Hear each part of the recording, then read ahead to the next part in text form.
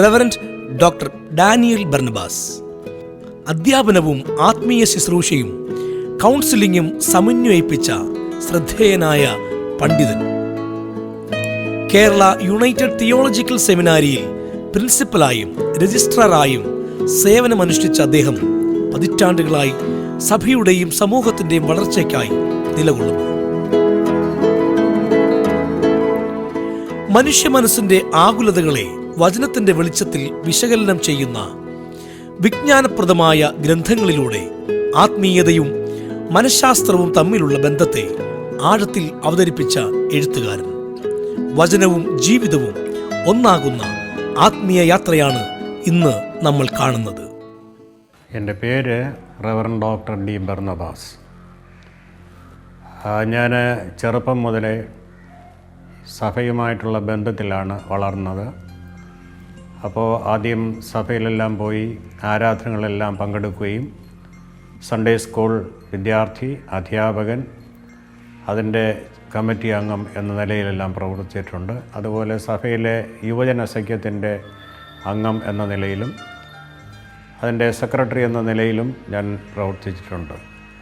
അപ്പോൾ ഈ യുവജന സഖ്യത്തിൻ്റെ സെക്രട്ടറി ആയിരിക്കുന്ന സമയത്താണ് ഞാൻ ഈ ശുശ്രൂഷയ്ക്ക് വോളണ്ടിയർ ചർച്ച് വർക്കറായിട്ട് പോകുന്നത്. ഇവിടെ അടുത്ത് തന്നെ ഉള്ള ഒരു പള്ളിയിലാണ്. ഈ രണ്ട് ജോലിയും ഞാൻ ഒരുമിച്ച് ചെയ്യുമായിരുന്നു. തുടർന്ന് എനിക്ക് ഡിസ്ട്രിക്റ്റ് ഗോസ്പൽ ബാൻഡിൻ്റെ പ്രവർത്തനങ്ങളിൽ സജീവമായി പങ്കാളിത്തം ലഭിച്ചിട്ടുണ്ട്. അന്നിരുന്ന അച്ഛന്മാരും കൂട്ടുകാരുമായിട്ട് ഡിസ്ട്രിക്റ്റിലെ വിവിധ സഭകളിൽ പോയി ശുശ്രൂഷ ചെയ്തിട്ടുണ്ട്. അങ്ങനെ ഇരിക്കുമ്പോഴത്തേക്കാണ് BD പഠനത്തിന് വേണ്ടിയുള്ള ക്രമീകരണം ലഭിക്കുന്നു. അപ്പോൾ ഞാൻ ആദ്യം വിചാരിച്ചത് സ്വതന്ത്രമായി ഏതെങ്കിലും ഒരു ജോലി കരസ്ഥമാക്കി അത് കഴിഞ്ഞ് സ്വന്തം ചെലവിൽ സുവിശേഷ പ്രവർത്തനം പള്ളികളിലൊക്കെ പോയി പ്രസംഗിക്കുകയൊക്കെ ചെയ്യാം എന്നുള്ളതായിരുന്നു. എന്നാൽ ദൈവത്തിൻ്റെ ഹിതം മറ്റൊന്നായിരുന്നു. പൂർണ്ണസമയം ശുശ്രൂഷയ്ക്ക് വേണ്ടി വേർതിരിക്കുകയായിരുന്നു. എൻ്റെ മാതാവിൻ്റെ പ്രാർത്ഥന അതിനൊരു പ്രധാന ഘടകമായിട്ട് ഞാനിന്നും മനസ്സിലാക്കുകയാണ്. അപ്പോൾ അത് കഴിഞ്ഞിട്ട് BD പഠനം കഴിഞ്ഞ് വിവിധ സ്ഥലങ്ങളിൽ ശുശ്രൂഷ ചെയ്തു. അത് കഴിഞ്ഞിട്ട് MDH പഠനത്തിന് ബാംഗ്ലൂരിൽ പോയി മടങ്ങി വന്ന് നിയോഗിക്കപ്പെട്ട സഭകളിൽ ശുശ്രൂഷ ചെയ്തു. ആ കാലയളവിൽ തന്നെ കണ്ണമ്മുല YDS സെമിനാരിയിൽ പാർട്ട് ടൈം അധ്യാപകനായിട്ട് പ്രവർത്തിക്കുന്നുള്ള അവസരം ലഭിച്ചു. തുടർന്ന് ഞാൻ എൻ്റെ ഡോക്ടറൽ പഠനത്തിന് വേണ്ടി പോയി. പഠനമെല്ലാം പൂർത്തീകരിച്ച് വന്ന് ഞാനൊരു സഭയിൽ മരുതൂർ എന്ന് പറയുന്ന സഭയിൽ ശുശ്രൂഷ ചെയ്തവരെ അന്നിരുന്ന ബിഷപ്പ് വീണ്ടും സെമിനാരിയിൽ ശുശ്രൂഷ ചെയ്യുന്നതിന് വരണം എന്നാവശ്യപ്പെട്ടു. ഞാനങ്ങനെ ഫുൾ ടൈം അധ്യാപകനായിട്ട് കുറേ കാലം അവിടെ പ്രവർത്തിച്ചു. അപ്പോൾ ഫുൾ ടൈമായിട്ട് 2 ടേണിൽ ഒരു 10 വർഷക്കാലവും പാർട്ട് ടൈം അധ്യാപകനായിട്ട് 7 വർഷക്കാലവും കണ്ണമ്മുല YDS സെമിനാരിയിൽ ഞാൻ പ്രവർത്തിക്കുകയുണ്ടായി. 2017 ഞാൻ എൻ്റെ സജീവ സേവനത്തിൽ നിന്നും റിട്ടയർ ചെയ്തതിന് ശേഷവും ഒരു 6 വർഷക്കാലം വോളണ്ടിയർ ശുശ്രൂഷകനായിട്ട് സമീപത്ത് തന്നെയുള്ള ഒരു സഭയിൽ ശുശ്രൂഷ ചെയ്തു വരുന്നു. തുടർന്നും ഈ കാലയളവിലും വിവിധ സഭകളിൽ ലഭ്യമാകുന്ന അവസരങ്ങൾ ശുശ്രൂഷ ചെയ്തു വരികയാണ്. തിരുവത്താഴ് ശുശ്രൂഷ നിറവേറ്റുന്നതിനും മറ്റ് പ്രോഗ്രാംസ് വിളിക്കുന്നതനുസരിച്ചെല്ലാം പോകാറുണ്ട്. എൻ്റെ മാതൃസഭ ഫോസ്റ്റർ മെമ്മോറിയൽ CSI വെള്ളർട, ഇതിനടുത്ത് തന്നെയുള്ള അഞ്ചുമരംകാല എന്ന് പറയും. അപ്പോൾ ആ സഭയിലും അച്ഛന്മാരെ വെറുതെ നിൽക്കുമ്പോൾ ശുശ്രൂഷകൾക്ക് സഹായിക്കാറുണ്ട്. അപ്പോൾ കുടുംബത്തിലെ മാതാവിൻ്റെ പ്രാർത്ഥന ഒരു വലിയ ഘടകമാണ്. ഇപ്പോഴും അത് ആ പ്രാർത്ഥനയുടെ ബലത്തിലും ദൈവത്തിൻ്റെ കൃപയിലുമാണ് ഞാൻ ഈ ശുശ്രൂഷ ചെയ്യുന്നത്. ഇനിയും ഉള്ള കാലം അങ്ങനെ മുമ്പോട്ട് പോകാം എന്നാണ് പ്രതീക്ഷിക്കുന്നത്.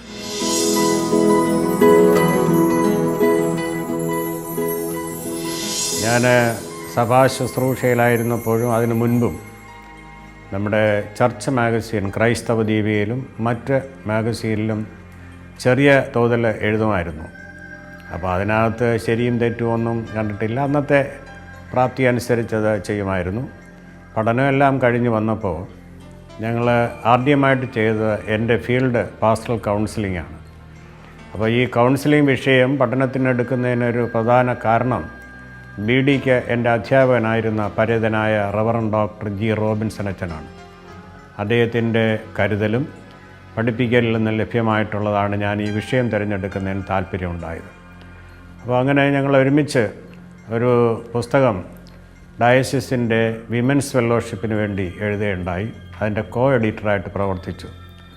അത് പാസ്റ്ററൽ കൗൺസിലിംഗ് ഒരു പഠന സഹായി എന്നുള്ള പുസ്തകമാണ് മലയാളത്തിൽ. അതിൽ 15 ചാപ്റ്റേഴ്സ് ഉണ്ട്. അതിലൊരു ചാപ്റ്റർ യുവജനങ്ങൾക്ക് വേണ്ടിയുള്ള യുവജനങ്ങളുടെ കൗൺസിലിംഗ് അതിന് ഞാൻ എഴുതിയിട്ടുണ്ട്. അതിൻ്റെ എഡിറ്ററായിട്ടും പ്രവർത്തിച്ചു.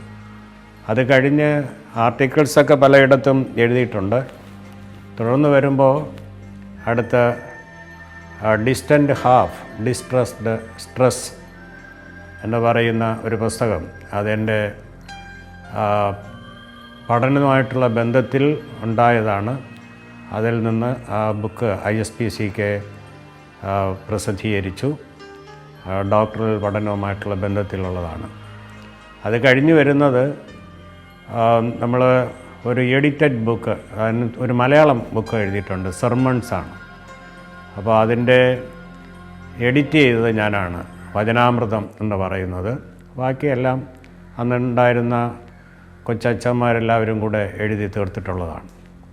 അതിനുശേഷം 2021 ആയപ്പോഴത്തേക്ക് സെൻറ്റ് സറാംപൂറിൻ്റെ പഠനശാലയിൽ സഹായിക്കുന്നതിന് വേണ്ടി ഒരു ടെക്സ്റ്റ് ബുക്ക് ഓഫ് കൗൺസിലിംഗ് എന്ന് പറഞ്ഞ് ഒരെണ്ണം എഴുതി. അതിൽ 10 ചാപ്റ്റേഴ്സ് ഉണ്ട്. 10 പേരായിട്ടാണ് എഴുതുന്നത്. അതിന് രണ്ടാമത്തെ ചാപ്റ്റർ ഞാൻ എഴുതിയിട്ടുണ്ട്. ആ ബുക്ക് എഡിറ്റ് ചെയ്യുകയും ചെയ്തു. അത് CWI ഡൽഹി അവർ പബ്ലിഷ് ചെയ്തു. അത് വളരെയധികം പ്രയോജനകരമായി പഠിക്കുന്ന വൈദിക വിദ്യാർത്ഥികൾക്ക് പ്രയോജനകരമായി തീർന്നിട്ടുണ്ട് എന്നാണ് അറിയാൻ കഴിഞ്ഞത്. തുടർന്നും ചില ബുക്കുകൾ ഇങ്ങനെ എഴുതുന്നതിന് താല്പര്യം വെച്ച് ചെയ്തുകൊണ്ടിരിക്കുന്നു. പക്ഷേ അതൊന്നും ഇതുവരെയും പൂവണിഞ്ഞിട്ടില്ല. അങ്ങനെ വളരെ കുറച്ച് ലിമിറ്റഡ് റിസോഴ്സസ് മാത്രമേ ഉള്ളൂ. കൂടുതലും എഡിറ്റഡ് ബുക്സാണ് ചെയ്തിട്ടുള്ളത്. ആർട്ടിക്കിൾസ് പലതും ദീപികയിലെല്ലാം ഇപ്പോഴും ചെയ്യുന്നുണ്ട്. സ്ഥിരമായിട്ടില്ലെങ്കിലും ആൾട്ടർനേറ്റീവ് സൗകര്യം കിട്ടുന്നത് പോലെ എഴുതാറുണ്ട്.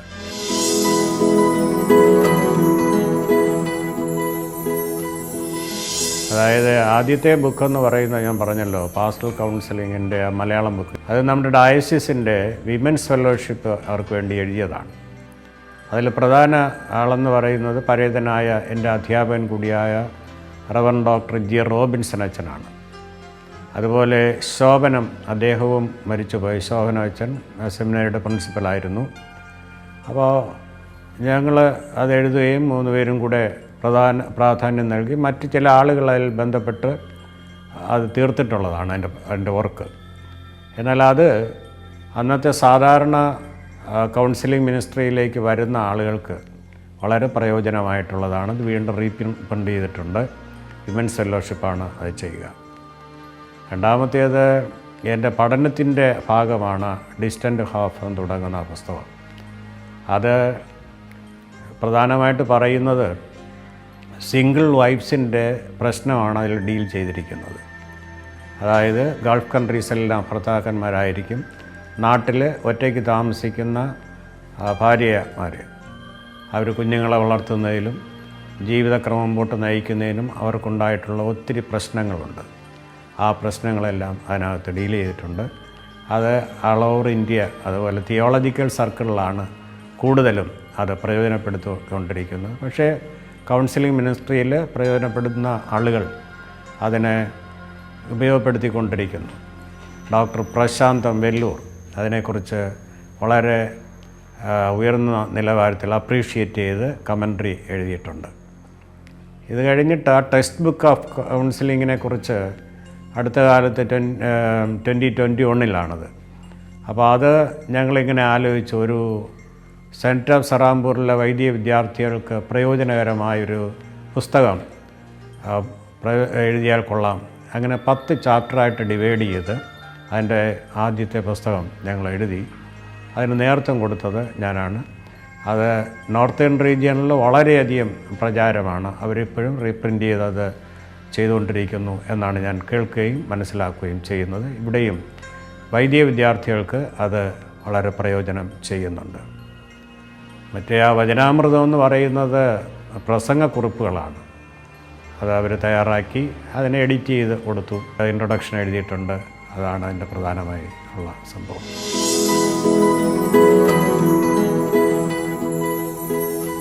വിശ്വാസ ജീവിതം എന്ന് പറയുന്നത് ഞാൻ ആദ്യമേ സൂചിപ്പിച്ചു.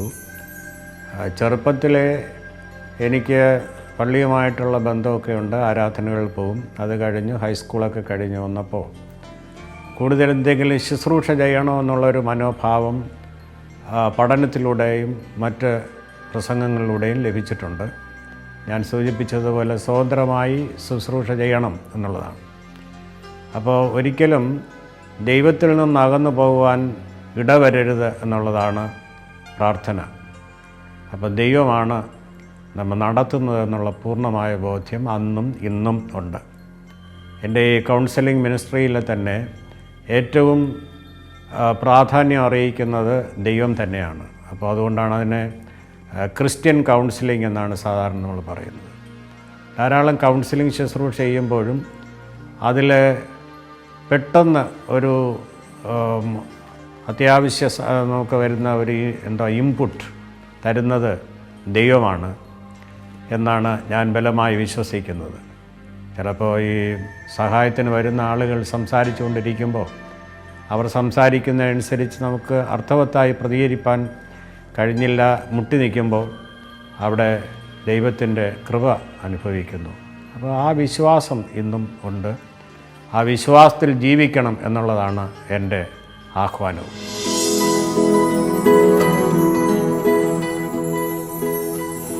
എഴുത്തിലെ ദൈവികത എന്ന് പറയുന്നത് ഞാൻ ഈ വായിച്ചുകൊണ്ടിരിക്കുമ്പോൾ എനിക്ക് ചില സമയത്ത് ഇങ്ങനെ ഒരു പ്രത്യേകമായിട്ടുള്ള പ്രചോദനം ലഭിക്കാറുണ്ട്.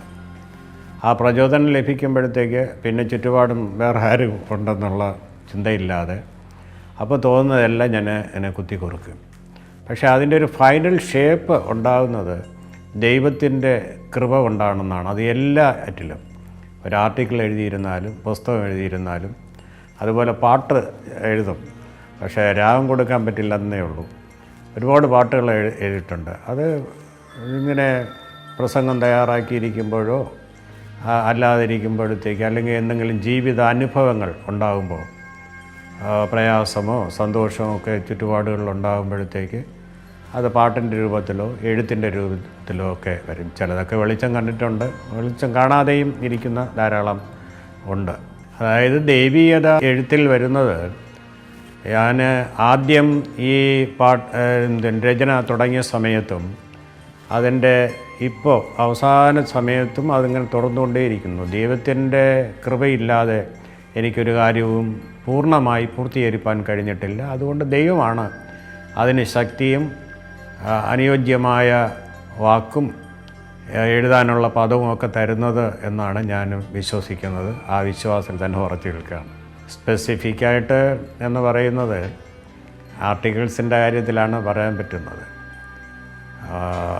ചില സമയത്തിങ്ങനെ ഞാൻ ചില കാര്യങ്ങൾ വായിച്ച് ഒരു പ്രാവശ്യം അതിൽ വായിച്ചതിന് ശേഷം പോയി ഉറങ്ങാനായിട്ട് കിടക്കുകയാണ്. പക്ഷെ ഉറക്കം വരുന്നില്ല. എഴുന്നേറ്റ് അതിനെ എഴുതണം. അപ്പോൾ അതിനെ ഒരു എഴുതി വയ്ക്കണം എന്ന് പ്രത്യേകമായി ചിന്തയുണ്ടായി. അപ്പോൾ എണീറ്റ് അപ്പോൾ കിട്ടിയ വചനങ്ങളും അതിനെക്കുറിച്ചുള്ള കാര്യങ്ങളെല്ലാം ഞാൻ എഴുതി വീണ്ടും അത് പൂർത്തീകരിക്കുന്നതിന് വീണ്ടും ചില ചിന്തകളിലൂടെ അപ്പോൾ അതുമായിട്ട് ഇങ്ങനെ നടന്നു പോകുമ്പോൾ വീണ്ടും ചില ഇൻസൈറ്റ്സ് തരികയാണ്. ആ ഇൻസൈറ്റ്സിൻ്റെ വെളിച്ചത്തിൽ പലപ്പോഴും അത് പൂർത്തീകരിക്കാൻ കഴിഞ്ഞിട്ടുണ്ട് എന്നതാണ് വാസ്തവം.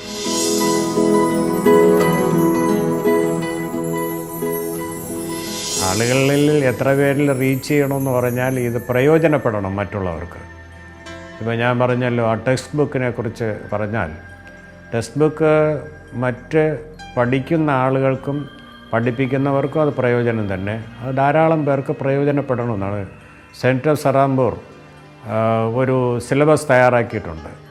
അപ്പോൾ അതിന് നിയതമായിട്ടുള്ള പുസ്തകമല്ല, പല പുസ്തകങ്ങൾ വായിച്ചാലേ ഒരു ചോദ്യത്തിന് ഉത്തരം എഴുതാൻ പറ്റുള്ളൂ. ക്ലാസ്സിൽ പഠിപ്പിക്കുന്നതും അങ്ങനെ തന്നെ. അപ്പോൾ അതിന് ഒരു അടിസ്ഥാനം രൂപം എന്ന നിലയിൽ ഒരു ടെക്സ്റ്റ് ബുക്ക് പോലെ എഴുതിയാൽ കൊള്ളാമെന്നുള്ള ചിന്തയുണ്ടായി. മറ്റുള്ളവരുമായി പങ്കുവച്ചപ്പോൾ അവർക്കും അത് സന്തോഷമായി. അവർ എന്നോടൊപ്പം ചേർന്നു. അതങ്ങനെ എഴുതി. അത് മറ്റുള്ള ധാരാളം പേർക്ക് പ്രയോജനപ്പെടുന്നു. നോർത്തേൺ ഏരിയയിൽ, ഡൽഹി ഏരിയയിൽ, നോർത്ത് ഈസ്റ്റ് ഏരിയയിലെല്ലാം ധാരാളം വീണ്ടും വിളിച്ച് ചോദിക്കാറുണ്ട്, അത് ചിലവാകുന്നുണ്ട് ആ ബുക്കുകൾ. ഇപ്പോൾ അടുത്ത കാലത്ത് കണ്ണമ്മലയിൽ നിന്ന് എന്നെ വിളിച്ച് ചോദിച്ചു. അപ്പോൾ അതിപ്പോൾ എൻ്റെ കയ്യിൽ കൂടുതൽ സ്റ്റോക്കില്ല, അതുകൊണ്ട് അവിടെ പബ്ലിഷറിൽ നിന്ന് എഴുതി വാങ്ങിക്കാം, ഡിസ്കൗണ്ട് റേറ്റിൽ അത് ലഭിക്കും എന്ന് ഞാൻ മറുപടി കൊടുത്തു. അത് പ്രയോജനപ്പെട്ടുകൊണ്ടിരിക്കുകയാണ്. അതിപ്പം ഈ ആദ്യത്തെ പുസ്തകം ഞാൻ കോഡിറ്ററായിരുന്ന ആ മലയാളം പുസ്തകം തന്നെ കൗൺസിലിങ്ങിൻ്റെ, അതുകൊണ്ട് വലിയ പ്രയോജനം ആളുകൾക്കുണ്ട്. പ്രത്യേകിച്ചും അത് വിമൻസ് ഫെലോഷിപ്പിലെ അംഗങ്ങൾക്ക് വേണ്ടിയാണ്. അവർ ഈ ആളുകളുമായി സന്ധിക്കാൻ പോകുമ്പോൾ പല പ്രയാസങ്ങളിൽ ഇരിക്കുന്ന ആളുകളോട് എങ്ങനെ സമീപിക്കാം എന്ന് അതിനകത്ത് പറയുന്നുണ്ട്. അപ്പോൾ അത് വളരെയധികം പ്രയോജനം ചെയ്തിട്ടുണ്ട്.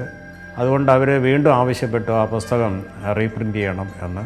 അപ്പോൾ അന്നത്തെ വിമൻസ് ഫെലോഷിപ്പിൻ്റെ നേതാക്കളത് റീപ്രിൻ്റ് ചെയ്തിട്ടുണ്ട്. ഇന്നും അടുത്ത കാലത്ത് എന്നോട് വന്ന ഒരു വിദ്യാർത്ഥി ആ പുസ്തകം ഇവിടെ നിന്ന് വാങ്ങിച്ചു കൊണ്ടുപോയി. അതാണ് എൻ്റെ കയ്യിൽ സ്റ്റോക്ക് ഇല്ലാത്തത്, ഒരു കോപ്പി ഉണ്ടായിരുന്നുള്ളൂ. അത് വളരെ പ്രയോജനം ചെയ്യുന്നു. അതുപോലെ ഓരോ പുസ്തകവും പ്രയോജനപ്പെടുത്തുന്ന ധാരാളം പേരുണ്ട്. അവരിങ്ങനെ ഫീഡ്ബാക്ക് പറയാറുണ്ട്, കൊള്ളാം, അത് എഴുതിയതുകൊണ്ട് ഞങ്ങൾക്ക് പ്രയോജനപ്പെട്ടു എന്ന് പറയാറുണ്ട്.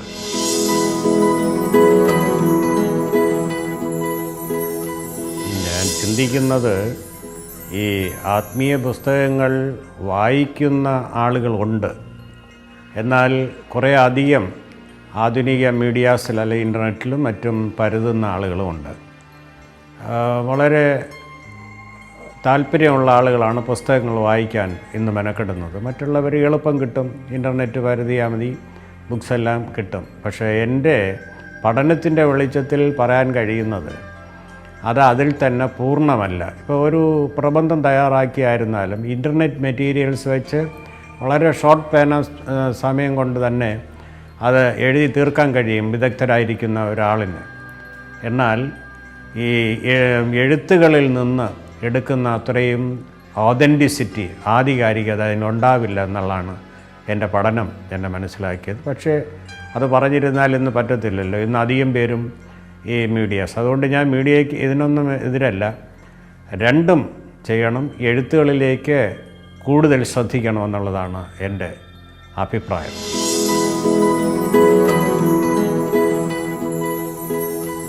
ഒന്നാമത് ദൈവത്തിൻ്റെ കൃപയിൽ ആശ്രയിക്കുക എന്നുള്ളതാണ്.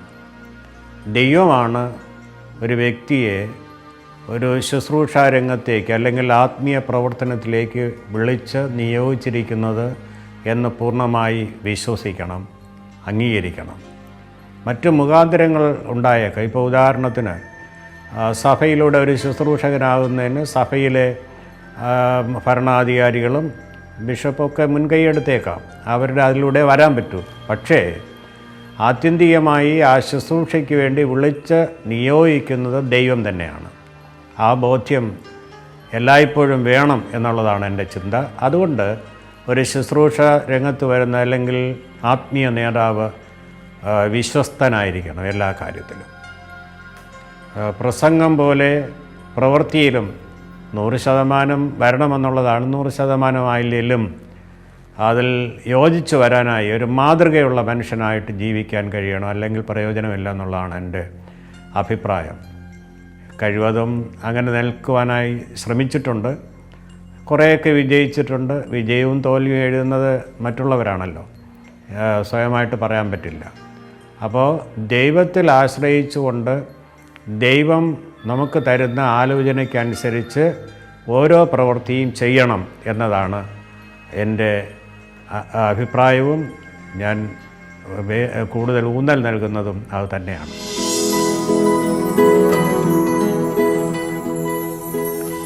ഞാൻ ഈ ക്രിസ്ത്യൻ റൈറ്റിങ്സിലാണ് സാധാരണ ഞാൻ മുൻതൂക്കം കൊടുത്തുകൊണ്ടിരിക്കുന്നത്. അപ്പോൾ അങ്ങനെ വരുമ്പോഴത്തേക്ക് അവർ ദൈവത്തിൽ ആശ്രയിച്ചുകൊണ്ട് ഓരോ പ്രവൃത്തിയും ചെയ്യണമെന്നുള്ളതാണ്. ദൈവത്തിൽ ആശ്രയിക്കുക എന്ന് പറഞ്ഞ് വെറുതെ ഇരുന്നാൽ പറ്റത്തില്ല, കഠിനമായി അധ്വാനിക്കണം. പ്രാർത്ഥനാപൂർവം ഓരോ എഴുത്തും എഴുതുന്നതിന് മുന്നോട്ട് വരുമ്പോൾ ദൈവം അത് സഹായിക്കും. മറ്റുള്ളവരുടെ പുസ്തകങ്ങൾ വായിച്ചു കഴിഞ്ഞ് അതിൻ്റെ അനുഭവത്തിൽ നിന്ന് മുമ്പോട്ട് വരുമ്പോഴത്തേക്ക് അതിനൊരു പോംവഴി കിട്ടും, മുന്നോട്ട് പോകാനുള്ളൊരു വഴി തുറന്ന് കിട്ടും. അത് ദൈവം തരും. അതിന് കഠിനമായി പരിശ്രമിക്കണം എന്ന് പറയുക, അല്ലാതെ എളുപ്പം വഴിയൊന്നുമില്ല.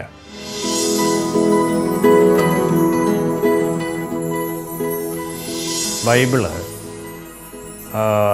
എല്ലാം ഉള്ളടക്കം ചെയ്തിട്ടുണ്ട്. ബൈബിളിൻ്റെ ആദ്യ ഭാഗം എന്ന് പറയുന്നത് it is related to society, സമൂഹമായിട്ട് ബന്ധപ്പെട്ടിരിക്കുന്നതാണ്.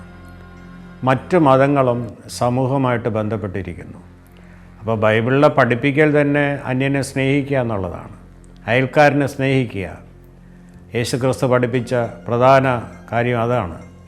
അതുകൊണ്ട് വേദപുസ്തക വായനയിലൂടെ മറ്റുള്ളവരെ ചേർത്ത് പിടിക്കുന്നതിന്, ചേർത്തണച്ച് നിർത്തുന്നതിന്, ആവശ്യത്തിലിരിക്കുന്നവനെ സഹായിക്കുന്നതിന് ഒക്കെ കഴിയണം.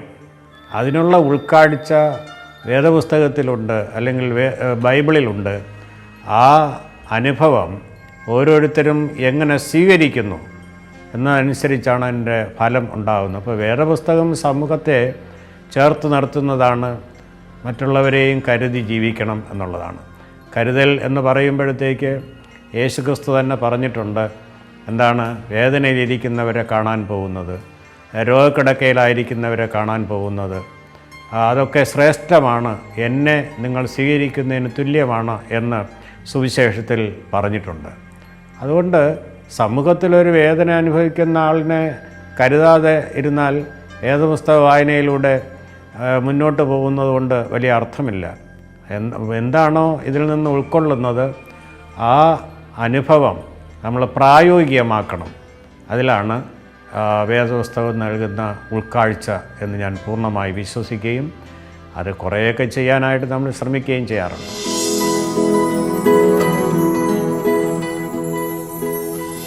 ഞാനിപ്പോൾ ചെയ്യുന്നത്, ഇപ്പോൾ ഈ റിട്ടയർമെൻറ്റ് സമയത്ത് കുറേയൊക്കെ വായിക്കും, എഴുതും, കുറച്ചൊക്കെ മറ്റു കാര്യങ്ങളിൽ ഏർപ്പെടും. സൺഡേയ്സ് എല്ലാം ഞാൻ ചർച്ചിൽ പോയി ശുശ്രൂഷ ചെയ്യുന്ന ആളാണ്. അത് തുടരാനാണ് താല്പര്യപ്പെടുന്നത്. അതുപോലെ സമയം കിട്ടുമ്പോഴെല്ലാം കുറേയൊക്കെ എഴുതാറുണ്ട്. അപ്പോൾ ഞാൻ പറഞ്ഞല്ലോ, ടെക്സ്റ്റ് ബുക്കിൻ്റെ കാര്യം പറഞ്ഞപ്പോൾ അത് തുടങ്ങിയതാണ്. ഫാമിലി കൗൺസിലിങ്ങിനെ കുറിച്ചൊരു പുസ്തകം എഴുതണമെന്ന് പറഞ്ഞ് കുറേയൊക്കെ തുടങ്ങിയതാണ്, പഴിയിലിരിക്കുക. അതുപോലെ മറ്റ് ചില രേഖകളും ചമച്ച് ബുക്കുകളാക്കണം എന്നുള്ള ചിന്തയിലാണ് ഇരിക്കുന്നത്. ചിലതൊക്കെ ചെയ്യുന്നു. അപ്പോൾ അത് സമൂഹത്തിന് പ്രയോജനപ്പെടട്ടെ, ആരെങ്കിലും വായിക്കട്ടെ എന്നുള്ള ചിന്ത ഉണ്ട്. ഇപ്പോൾ അധികമൊന്നും പൂർത്തീകരിക്കാൻ കഴിഞ്ഞിട്ടില്ല. And it is on the process.